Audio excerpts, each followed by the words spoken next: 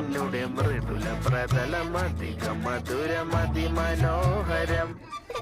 മാനത്തെ അമ്പിളി ചേലത്തെ കൊമ്പിളിൽ കൊണ്ടുവരാനായി സാധിച്ചില്ലെങ്കിലും കാറ്റിലും കോളിലും കൂട്ടു പങ്കിടാം ഞാൻ.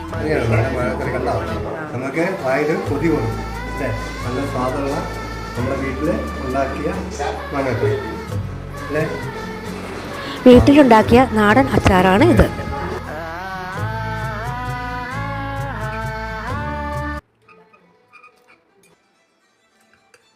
എങ്ങനെയുണ്ട് മാങ്ങ? സൂപ്പർ.